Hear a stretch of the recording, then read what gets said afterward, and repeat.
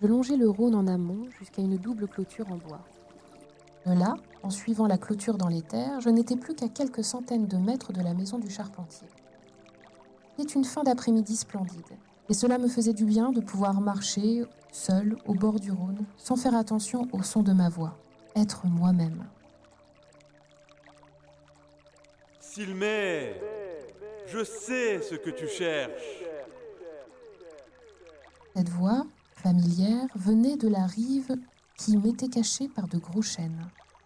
Je descendis jusqu'où l'eau affleure, mais il n'y avait personne. Seule une brise légère troublait la surface des eaux. Regarde, Silmé, ces deux rochers à quelques mètres de toi. Vois cette algue qui les effleure. Elle est très rare et utile à tes projets. Effectivement, mon regard se porta sur deux rochers qui se dressaient près de la berge. Je pouvais y accéder sans me mouiller les pieds, par de gros cailloux plats qui dépassaient de la surface. La voix s'était tue. Que faire? Je me décidai à franchir le premier caillou, puis le second. Et après une petite gymnastique, je me retrouvai au pied des rochers. Je scrutais l'eau. Effectivement, un tapis d'algues en eau peu profonde coulait au fil du courant. De là où j'étais, elle ne paraissait pas bien différente de celle que je connaissais déjà. À ceci près qu'elle renvoyait de vifs reflets argentés quand le courant les retournait. Je m'agenouillai pour les inspecter de plus près. Une main gigantesque sortit de l'eau, attrapa mon bras avec une force prodigieuse et m'entraîna dans le fleuve. Paniquée à la perspective de mourir noyée, je me débattais, mais sans parvenir à remonter à la surface. Après quelques instants, je réalisai que je parvenais à survivre sans m'étouffer. La créature qui m'emmenait sous l'eau trouble s'arrêta de nager. Tout s'éclaircit autour de moi, et ce que je vis me stupéfia. J'étais dans une grotte en train d'allaiter un enfant, assise sur un tronc d'arbre posé au sol en guise de banc. J'étais coiffée et habillée d'une robe de velours vert brodée de pierres précieuses, mais j'avais l'air extrêmement triste dans cette caverne. La créature était là également et me faisait face, alors que l'enfant dans mes bras disparaissait de ma vue. Seul à présent, nous nous fixions du regard. Ses yeux bleus immenses me perçaient. Sa tête, ou plutôt son visage, était celui d'un jeune homme magnifique, tout en grâce et en finesse. Rien ne bougeait en lui, pas un cil, pas un clignement de paupières. Son regard fixe était pour moi la pire des menaces. J'étais tellement fascinée par le bleu profond de ses yeux que je n'avais pas vraiment vu à quelle créature j'avais affaire. Je descendis mon regard sur son corps. Tout ce visage si doux et attirant se tenait un corps. Il n'avait rien d'un beau jeune homme, rien d'humain. Son cou, plongé dans une masse écailleuse d'apparence souple comme la chair d'un poisson, semblable à celui d'une anguille. Ses épaules, faites pour moitié d'une chair comme la nôtre et d'écailles, donnaient naissance à deux bras, dont la morphologie rappelait plutôt celle de tentacules. Mais au bout de ceux-ci, c'étaient bel et bien deux mains, aux doigts exagérément longs et griffus. Son torse, qu'aucune respiration n'habitait, était puissant, massif, en disproportion avec la tête et les membres. Au-dessus de l'abdomen visqueux et luisant, deux cuisses nerveuses et musclées paraissaient prêtes à bondir. Au bout, les pieds larges possédaient 4 orteils très longs et palmés. Enfin, la créature s'exprima sur un ton d'une douce civilité, contrastant avec son apparence monstrueuse. Je suis le drac. Bienvenue. Te voici chez toi, Silmé. Puisses-tu t'y plaire à ton tour? Chez moi? Ce que tu viens de voir est le futur, Silmé. Tu vivras ici, dans cette grotte, jusqu'à ce que mon enfant ait grandi. Mais c'est impossible. D'autres l'ont fait avant toi. Je ne comprenais rien à ce charabia. Tout ce que je comprenais, c'est qu'il m'avait tendu un piège affreux avec cette histoire d'algues. Ce qui, au demeurant, me donnait un aperçu de ses pouvoirs magnifiques puisqu'il savait ce que je cherchais. Je sais à quoi tu penses, Silmé. Tu ne pourras pas sauver le fleuve. Les hommes ont cru le domestiquer. Ils ont cru faire de lui leur esclave en l'avilissant pour leur petit commerce. Le temps de la vengeance est venu. La fureur du Rhône marquera bientôt les mémoires, à tout jamais. Les propos menaçants étaient-ils prémonitoires? Je revins à ma quête initiale et lui demandai « Et cette plante, cette algue qui sauve, existe-t-elle vraiment ?» Elle existe, mais pas ici. Plus au sud, elle se plaît au cœur des eaux sans liberté. Mais elle est bien gardée, très bien gardée. De toute façon, à elle seule, elle ne peut rien. Il lui faut être mélangé à...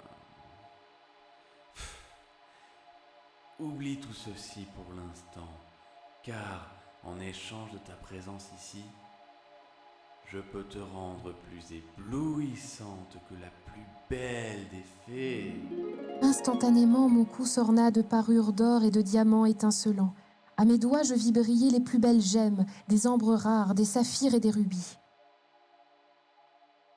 Pendant tout ce temps, le drac n'avait pas bougé. C'est tout juste si je distinguais d'infimes inflexions de ses lèvres lorsqu'il me parlait. Et qui me dit que tout cela est bien réel? Ce ne sont peut-être que des illusions, n'est-ce pas? Dis-je en arrachant les bijoux qui aussitôt disparurent. Pour la première fois, le drac dévoilé dans ses manœuvres illusionnistes s'anima. La colère s'empara de lui. Ses yeux virèrent au pourpre et sa bouche s'entr'ouvrit pour laisser apparaître l'éclat de ses crocs innombrables et effilés tandis qu'il s'approchait de moi en silence. Il fallait détourner le drac de sa colère envers moi. Arrêtez. Je pourrais accepter votre volonté. Mais auparavant, éclairez-moi. Pourquoi disiez-vous que je me plairais ici à mon tour? J'essayai de gagner du temps pour trouver une idée. Le drac maîtrisa sa colère et stoppa son avancée. Tu n'as donc rien compris.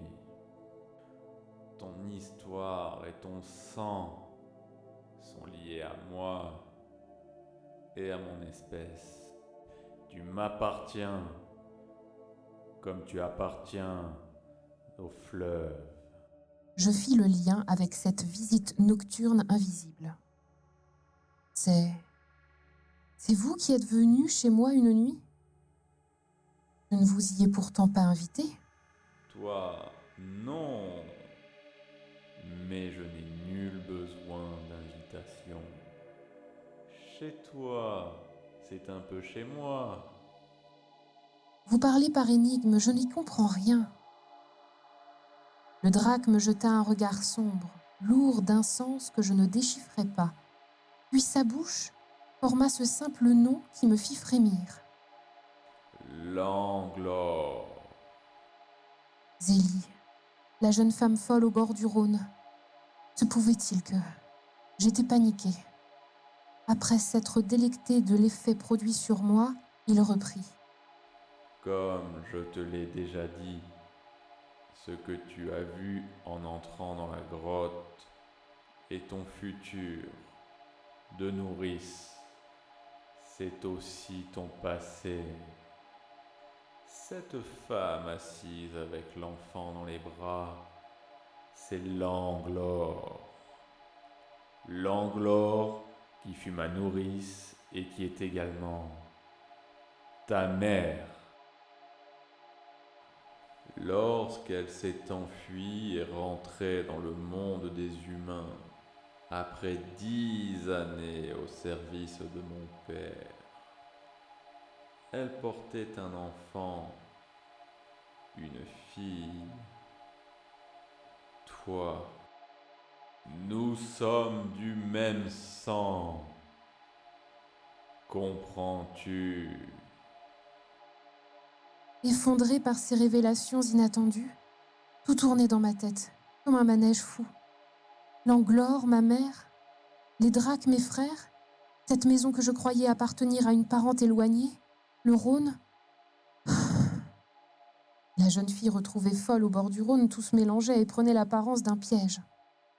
Ne pouvant faire la lumière sur tous ces mystères, je résolus de me concentrer sur les moyens d'échapper à ce sortilège. Je me souvins alors du conseil de Zélie. Il te suffira de le défier. Propose-lui de compter un objet que tu auras en grande quantité autour de toi ou à proximité. Si tu te débrouilles bien, son attention sera immédiatement attirée par les objets à compter et il ne s'occupera plus de toi. Tu pourras alors t'enfuir discrètement. De toute façon, comment puis-je vivre ici? Il n'y a rien dans cette grotte, rien qu'un tronc d'arbre et les ténèbres. Et puis, je ne supporterais pas de ne plus voir le ciel, implorai-je, tandis qu'une folle idée me traversa l'esprit. Qu'y a-t-il de plus beau qu'un ciel étoilé? Je mourrais d'ennui et de tristesse dans cette prison sous l'eau et vous seriez bien avancés, vous et votre futur enfant. Tu veux des étoiles, Sylmé? Mes pouvoirs sont immenses. Il ouvrit sa main aux doigts si démesurément longs. Voici des étoiles. De sa paume jaillit une lueur aveuglante qui se décomposa en une myriade de grains de poussière aussi brillants que le soleil. Le Drac leva la main au-dessus de sa tête et souffla dans la nuée. Une poussière dorée fut projetée sur la voûte de la caverne. J'étais émerveillée. Le Drac avait recréé les cieux. Une infinité de points lumineux, plus ou moins vifs, plus ou moins nets. Certains, plus petits que d'autres, ornaient maintenant la roche. C'était féerique dans cette grotte à présent illuminée par le chatoiement des étoiles. Le Drac eut l'air satisfait devant mon regard émerveillé. Tu ne peux plus refuser désormais. Entre dans ton domaine. Dit-il, sentencieux. J'étais acculée, au pied du mur. Certes, redouillai-je, mais pouvez-vous me nommer chacune d'elles et surtout me dire combien j'en possède à présent, puisqu'elles sont miennes maintenant, n'est-ce pas? Un grand éclat de rire envahit l'espace. Tu crois que cela est difficile pour moi? Eh bien, sache que c'est un jeu d'enfant et un grand plaisir pour moi. Écoute bien. Voici d'abord Drapé, la plus proche de nous. Puis la seconde, juste à côté, c'est Vega. À chaque nom d'étoile énoncé par le Drac, l'entrée de la grotte s'agrandissait, jusqu'au moment où les parois de la grotte disparurent complètement pour laisser place au vrai ciel, aux vraies étoiles. Seule la voix monotone du Drac continuait d'égrener le nom des étoiles. Je me retrouvais ainsi dans les sous-bois où je marchais juste avant l'appel du Drac. Libre, même si j'entendais encore la voix du Drac compter et nommer les étoiles inlassablement.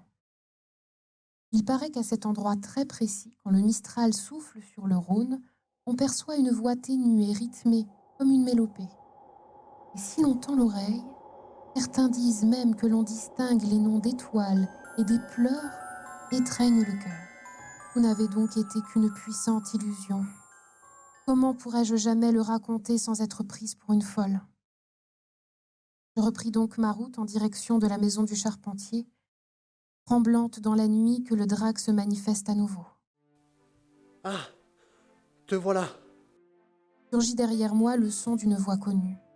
C'était Lilian qui arrivait en courant. Silmé, ça fait 1 heure qu'on te cherche partout. J'étais inquiet. Tu t'es perdu? Je crois, oui. En route vers la maison du charpentier, j'ai été... on m'a... Comment lui raconter un tel événement?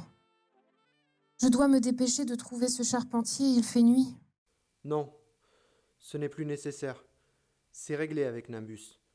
Le charpentier a vu arriver l'Audax Fortunatis par le Rhône et il est venu de lui-même voir le patron.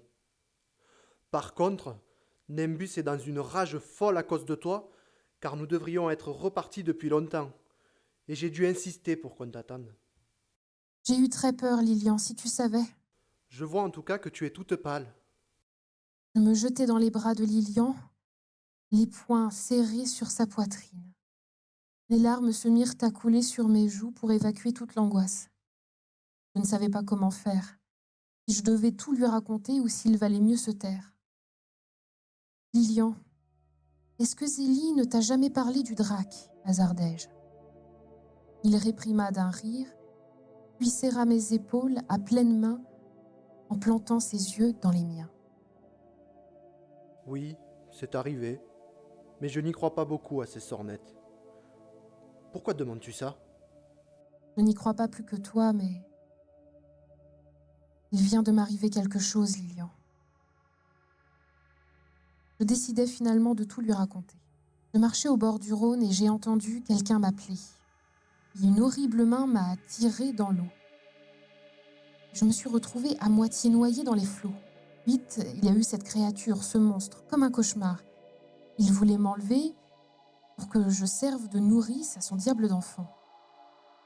Il lisait dans mes pensées et savait que je cherchais une plante. Il m'a dit que c'était une algue qui croissait plus au sud, dans les eaux sans liberté, et que seule cette algue ne sauverait pas les eaux du fleuve, et qu'il en fallait une autre. Elle était bien gardée par une autre créature. Je n'ai pas bien saisi le sens de tout ça. Puis en rusant, j'ai réussi à détourner son attention et je me suis enfuie quand tu m'as retrouvée là où je suis. J'ai peur, Lilian. J'ai peur, mais je veux chercher cette algue. Je suis sûre qu'elle existe.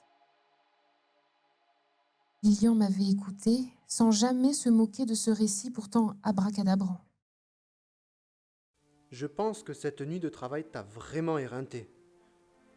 En tout cas, il est possible que des algues particulières poussent dans des étangs. Oui, pourquoi pas? Nous pourrions chercher entre Arles et les Saintes-Maries. Mais comment? Nous n'allons pas abandonner Nimbus et les autres. Justement. À cause de toi, le convoi a pris un tel retard que Nimbus est obligé d'annuler le chargement d'une cargaison de sel en Camargue. Nous devions nous y arrêter dans l'après-midi, mais vu l'heure et l'obligation pour Nimbus d'être aux Saintes demain au lever du soleil, il a dû laisser filer cette affaire. Et il râle pour ce gain perdu. Je pense que si nous lui proposons de nous débarquer tous les deux en Camargue pour réunir les chargements de sel et que nous le retrouvions demain quand il remontera des Saintes, ça arrangerait tout le monde. En plus, nous prendrons le temps de rechercher ces fameuses algues. C'est une fabuleuse idée. J'espère que Nimbus acceptera. Pour l'algue, je sais seulement qu'elle est argentée et qu'elle pousse près de la roche en eau peu profonde. Ça n'est déjà pas si mal. Dépêchons-nous, ou bien ils partiront sans nous attendre.